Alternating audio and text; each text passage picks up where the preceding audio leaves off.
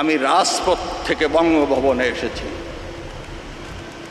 আমি হঠাৎ করে টপকে পড়ি নাই বঙ্গভবনে। আমি মোহাম্মদ শাহাবুদ্দিন। তিনি যেন বাংলাদেশের রাজনীতির এক বিরল দৃষ্টান্ত।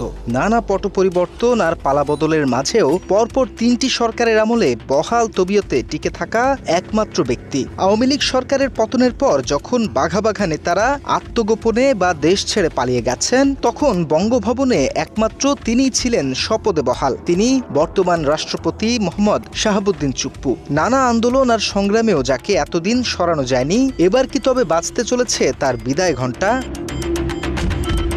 ছাত্র জনতার গণ অভ্যুত্থানে রাজনৈতিক দৃশ্যপট বদলে গেলেও নিজের পদ ধরে রাখতে সক্ষম হন হাসিনা আমলের রাষ্ট্রপতি মোহাম্মদ শাহাবুদ্দিন। বিগত দিনের বড় বড় আন্দোলন সংগ্রাম তাকে স্পর্শ করতে পারেনি।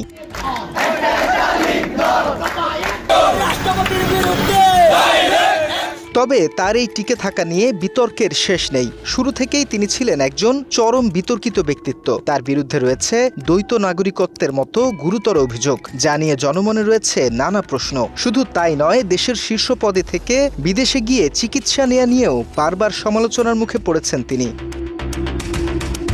বিশ্লেষকরা বলছে, নিজের পদ সুরক্ষিত রাখতে চরম সুবিধাবাদী অবস্থান নিয়েছিলেন তিনি। যখন যিনি ক্ষমতায়, তাকেই তোষামত করার এক অদ্ভুত কৌশল আয়ত্ত করেছেন শাহাবুদ্দিন। ৭৫-এর পর অবৈধ সামরিক সরকার এই বিচার প্রক্রিয়া বন্ধ করে দিয়েছিল।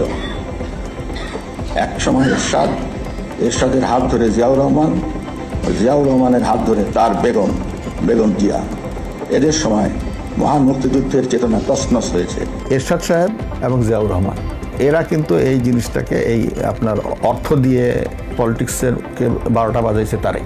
একদিকে নিজেকে ছাত্রলীগ কর্মী দাবি করে স্বৈরাচারী প্রধানমন্ত্রী হাসিনার চরণের ধুলি নেয়া ও প্রশংসায় পঞ্চমুখ থেকেছেন সব সময়। গত 3 মাস ধরে মাননীয় প্রধানমন্ত্রীকে সালাম করতে গেলে উনি আমার সালাম নিতেন না। তা আমি দেখতাম যে ওনার চরণের ধুলো আমি পাই না। মাত্র 30% টাকায় জমির মালিক হয়ে নতুন বাংলাদেশের গড়ে তোলার স্বপ্ন দেখা বাংলা বসতি। ঠিক তেমনই পট পরিবর্তনের পর সুর পাল্টাতেও সময় নেননি। নতুন প্রেক্ষাপটে বিএনপি এবং জিয়া পরিবারের বন্দনা করতে দেখা গেছে তাকে। স্বাধীনতার ঘোষক শহীদ রাষ্ট্রপতি জিয়াউর রহমান 1976 সালে রাষ্ট্রপতির সচিবালয়ে প্রথম নারী বিষয়ক দপ্তর প্রতিষ্ঠা করেন। শহীদ রাষ্ট্রপতি জিয়াউর রহমান যে ভিত্তি স্থাপন করেছিলেন, সেটিকে আরও শক্তিশালী ও সময় উপযোগী রূপ দেন দেশনেত্রী বেগম খালেদা জিয়া। অভিযোগ রয়েছে মূলত নিজের স্বার্থ হাসিল এবং যে কোনো মূল্যে ক্ষমতায় টিকে থাকার জন্যই তার এই দ্বিমুখী ও স্বার্থান্বেষী আচরণ। সব মিলিয়ে এক চরম স্বার্থপর রাজনৈতিক চরিত্রের প্রতিচ্ছবি হয়ে উঠেছেন তিনি। তবে এবার পরিস্থিতি দৃশ্যত ভিন্ন। তার পদত্যাগের দাবি এখন চারদিক থেকে জোরালো হচ্ছে। রাজনৈতিক ও ছাত্র সংগঠনের নানামুখী চাপের মুখে এক অভূতপূর্ণ পদত্যাগের পরিস্থিতি তৈরি হয়েছে বঙ্গভবনে। রাষ্ট্রপতি মোহাম্মদ শাহাবুদ্দিন চুপ্পুকে গ্রেপ্তারের দাবিতে অনশন কর্মসূচি পালন করছে মঞ্চ 24। শাহাবুদ্দিন যতক্ষণ গ্রেপ্তার না হবে ততক্ষণ অনশন চালিয়ে যাওয়ার ঘোষণা দিয়েছেন সংগঠনটির আহ্বায়ক ফাহিম ফারুকি।